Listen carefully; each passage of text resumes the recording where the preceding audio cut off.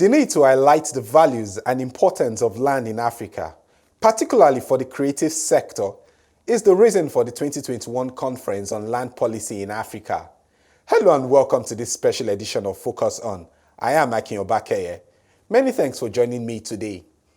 The fourth edition of the Conference on Land Policy in Africa with the theme Land Governance for Safeguarding Arts, Culture and Heritage Towards Africa We Want focused on issues surrounding land governance in Africa. Juan Kakwanja, the coordinator of African Land Policy Center, about the significance of this conference. These are very important issues for Africa this time, not only because the Africa Union Declaration did declare the year 2020 as a year that we recognize the importance of arts, culture, and heritage in the context of achieving Agenda 2063, but because these are important issues. In the context of the Africa Union Agenda on Land, the AU Declaration on Land Issues and Challenges, which was endorsed by our member states in 2009, recognizes land as a multifaceted asset. Yes, it's economic, but it also forms the basis of our identity, culture, and our heritage. It's also where good land governance is vital for safeguarding the environment. And so we cannot ignore the importance of these issues. As you know, the creative industry employs a huge number of our youth. In fact, it's the industry that employs the majority of youth. And with a growing youth population, we must focus on this, but we must also touch on why it's important that the issues of identity and land and culture form the basis of our creative industry. That's what differentiates us from the rest of the world. All right, now before we get into the conference, let's first understand the role of the Land Policy Center and how this is evolving. Okay, so the Africa Land Policy Center is a center that was established by our member states in recognition of the central role that land plays in our countries, but also owning up to the fact that our capacities are lacking and the knowledge base and the data upon which we make decisions surrounding land governance and land use is not up to par. And so the center's role is one of galvanizing member states and other stakeholders to define our agenda, but also to spearhead its implementation. And this means that we draw in our implementing partners who include government, who include civil society, private sector, our academic and research institutions, but also our development partners, so that we have a unified way in which we address land governance. For many years, we were very haphazard. Even in one country, you would find that there were many players in certain regions and there was no coherence. So it's very important, and that's why the center is here, as one that helps drive that agenda, generating knowledge that drives the advocacy, the technical assistance, monitoring and evaluation and data. So now let's talk about targets and achievements. Yes, we've seen that precursor, the Land Policy Initiative, and some of its milestones that are over the years. But looking at the center now, how is this going to be different from the previous initiative, and in what ways, in terms of focus and targets, is it going to complement? Yes, so the land policy initiative before that was mainly focused on the agenda itself, making sure that we have the political will, that we can define our agenda, an African agenda, that then we draw in our partners when we have defined an agenda. The center was established to make it more sustainable, to make sure that we have the financial resources, the human capacities, and not just relying on donors, and going through the AU processes to ensure that we establish the Africa Land Policy Center as a center that has been established by member states through the Africa Union processes.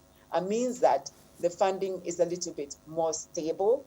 It means that there is recognition that this is indeed an entity that is African Union in its entity as well, but also that we can then go out there and with our brand and be able to work with others as well. It's important that the center be recognized as a center of excellence, even as we try to build centers of excellence on land governance as well. Right now, so on the conference now, yes, the focus is on land policy in Africa. We've seen a lot of conversations play out there. But for you, what has been that major feedback from the participants so far? This year has been quite different if you followed our other conferences, which were more conventional, so to speak. We focused on issues, economic issues, agriculture, the issues of women's land rights. The focus here on arts, culture, and heritage means that we are inviting a different stakeholder group. Here, the ministries of tourism, the departments of museums, our artists, and others who normally, the musicians, the filmmakers, those who don't normally grace our conference. So it's been quite interesting working with a different stakeholder group, but then inviting them as a wider stakeholder group in the context of land governance. It's different. So the feedback we've been receiving, especially from those who write stories, is one where they start to look at land differently. They have always used it as the basis of their creativity, but they never recognize it and ask themselves, what if there was poor land governance? What would this mean in terms of whether we can create? What would it mean in terms of whether we can conserve as a basis of mitigating or addressing climate change? As a basis for our film industry, fashion. So it's been quite different, and it opens up all our minds, including those in academia, to broaden our perspectives about what land governance is. That was Joan Kakwanja, the coordinator of African Land Policy Center. For the academia, how can these policies be improved upon? Professor Paul Chawa speaks to this. The relevance of this policy dialogue is clear, is evident from a point of view, because this is an area where you have very heavy stakes, and different actors pushing and sharing a common issue. And if you don't develop right from the beginning a clear framework of exchange, of communication, we will not be able to meet the target of our development. And as I said, African Union and its partner were able to bring together researchers coming from different regions from the continent, and they sat together and developed a document, guidelines and framework of land policy in Africa. And in this document, I was part of these authors, and we came to realize that without a sound land policy in our continent, we will never be able to meet our development objectives. Without land governance, you will not have economic, you will not have investment. You will face wars and conflict. You will not be able to meet objectives of ecosystem conservation. This is the reason why actors need to talk. And talking, if they have to talk, they must at the beginning come to a common understanding on what will be the priorities, what would be the guidelines, what would be in which framework all these actors will recognize themselves. And this is why the policy dialogue is very important. And for me, this is not a static process. This must be very dynamic, because look at the arising issues like climate change today and like COVID. These are issues which were not expected at the beginning. And the system must be flexible enough to readjust itself when such issues are there. But in a nutshell, in different regions of the world, This policy is generally mastered by the state, but it must be a very inclusive process, as I said, and without this, we will not be able to say that there is governance. I don't know if I'm clear for this first point. All right, yeah. Professor Chawa, we know that these state actors, they have their own land governance policies separately, but looking at it in terms of the continent, how can Africa prioritize these policies? How can we ensure that these policies, are tailored in a way that would suit every region and would suit every state actor, and at the same time achieve its purpose? There are some common issues, but there are specificities. If you consider East, North, or West Africa, for instance, let me say Central even, of what is generally what aspects are common. Aspects which are common are the links between land and identity, the link between land and culture. Generally, you find these issues everywhere. But what we realize in all regions of the continent is that customary tenure generally is marginalized as compared to common to statutory system, and this system generally we have not been able to bring them together. This is the reason. This explains conflict. This explains all the issues, all the problems we found here and there. But what I can say is that we will not. It is not. Realistic to believe that we will have a uniform system wherever we are in Africa. It's not possible. Professor Paul Chawa of the NELGA Coordinator for Central Africa. How does land governance apply to different African countries, bearing in mind the diversity? Judy Kariuki sheds more light on this. I think the conference has really dwelt a lot on the issue of the policies on land governance. And as you know, is that we have different kinds of land policies based on our land governance systems. And also, it's not always easy to convene the various people, the various experts working on land governance issues. And therefore, the conference we have now on land, the biennial conference we normally have, I think this is the 5th edition. We're able to bring together the experts, we're able to bring together the traditional authorities, the government, academia, the CSO, and other stakeholders working in the land sector. And therefore, we're able to get aspects of land governance issues from different sectors.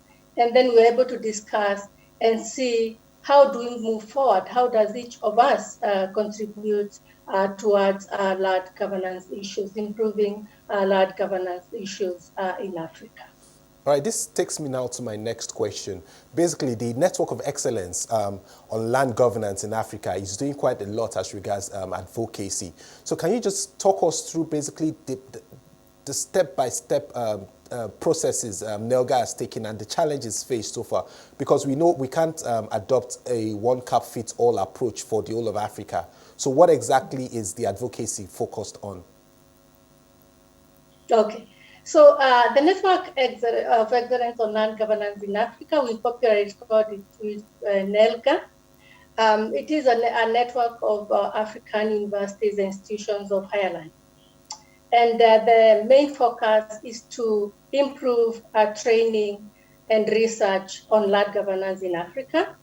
And it responds to the call by African heads of state, You remember through the Declaration on Land Issues and Challenges in Africa in 2009, they committed to building adequate capacity, that is human, institutional, and financial capacity. And this is because it's a gap that they had identified within their countries, and they needed to come together and see how to address this within their jurisdictions and also across in the region. And therefore, our flagship project, which is NELGA, that is the Network of Excellence on Land Governance in Africa, works with universities and institutions of higher learning. And the purpose is to improve training, improve research, the way we see research, and ensure that the findings of the research that we are producing in universities, that we are producing in other institutions of higher learning, is able to fit into the policy processes within the continent. So the network comes in really handy to bringing the universities together. Before we had the network of excellence, the stakeholders had noticed the gap whereby it was not easy for academia to come together and share experiences on their curricula. How are we going about our curricula? What are the gaps in our curricula? What are the needs in our curricula? But now through the network of excellence on land governance, we are able to do this quite frequently.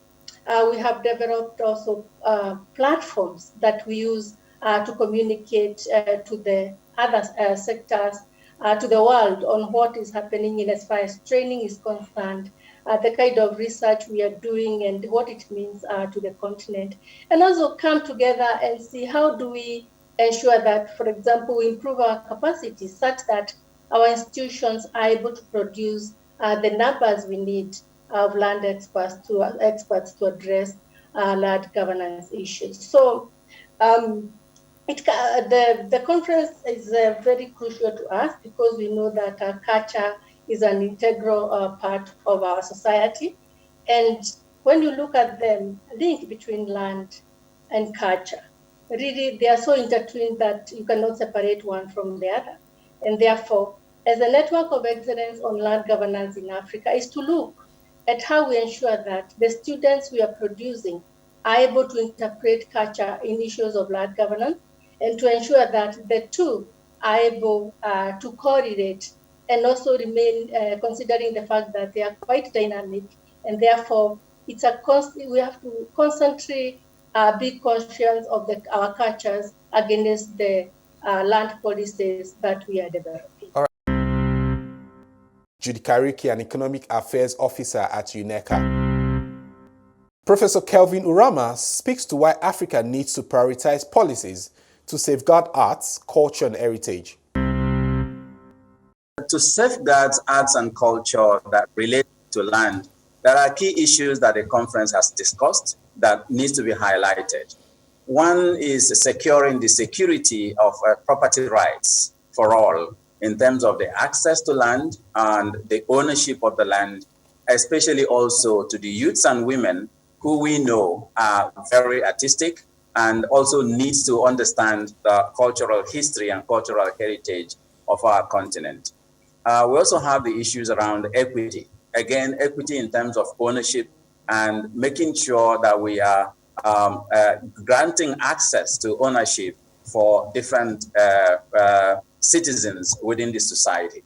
Now, data management is also another key issue. One of the areas that Africa as a continent need to improve quite a lot is preservation of knowledge, especially our indigenous knowledge, our heritage, our customs, our cultures, and also our historical arts. And this is an area that policies that were discussed at this conference can help in order to be able to manage that. How transparent are those data? How accessible are those data for all? And how do we preserve it from generation to generation? There's also one other key issue that was highlighted, which I would call historical path dependence. Most of the land policies that we have in many African countries were drafted during the colonial period. And then the issues about community ownership of land and customary law also needs to be considered in terms of how we bring all these things together to create policies that will allow us to preserve our culture and not just see land as an asset that needs to be bought and sold in the market, or a factor of production, but something that embeds our spirituality, our heritage, our ownership, and also our arts and culture that needs to be taken care of. We need to preserve also, be concerned also about the impacts of climate change and the conflicts that is already being created. We see conflicts on land and land-based resources across the continent. And this is also something that was focused on in this conference to see how can we create policies that allows us to be able to address that. And also in expanding land-based tourism, making sure that our cultural heritages are preserved in a way that it continues to be a source of income for us in this current generation and in the future generation, and also conservation of resources, land-based resources, so that we can have sustainability in the use of those. Because sometimes the use for economic gains today can actually erode the economic gains for tomorrow if it is not very carefully addressed. Thank you. Yeah, talking about addressing issues here, there is that inclusion gap that exists, and how to address this is also very, very critical when you look at land governance. But kindly speak to that, the importance of monitoring and evaluating these policy changes from time to time, especially as it impacts certain demographics. Yes, the issue of monitoring and evaluation is a key thing, not just for land policies, but all policies that we make, not only in Africa, but globally. Quite often, the issue is not about having good policies, but setting processes in place to be able to not only monitor it, but hold public officials accountable for how those policies have been implemented. It's often quite said that Africa doesn't lack policies. What we lack really is the institutional and political will to be able to monitor and hold people accountable for implementing them. So one of the key areas then is good governance, and this is a product of political will. We have seen that quite a lot in Africa, in several countries. I won't start mentioning them, but this is the good trajectory that we are on, and we need to continue to pursue that as we go forward. And also measuring the development impacts of these policies is a thing that has continued to become very much important as we continue in the process of trying to improve our land policies going forward. But also the perception of the citizens themselves, to make sure that these policies are implemented in a pro-poor way, helping the poor, helping the citizens to benefit from that, not just growing GDP at the macro level, but also at the micro and meso level, ensuring that every part of the citizens are benefiting from that, and creating awareness that these policies have been enacted, and the matrix of measuring the outcomes of that, so that we can hold public officials accountable. That was Professor Kevin Urama, the Acting Vice President and Chief Economist at the African Development Bank. We also sampled the views of stakeholders in the arts sector. Joy Mboya believes the growth of art in Africa needs more policy reforms. Well, I think that land is important for all sectors, just as much as it is important for the creative sector, because land, of course, is a source of resources. If you're looking at the creative sector as a value chain, an economic value chain, this is where artists, of course, will get material to make work, to provide goods, to provide services, and so on.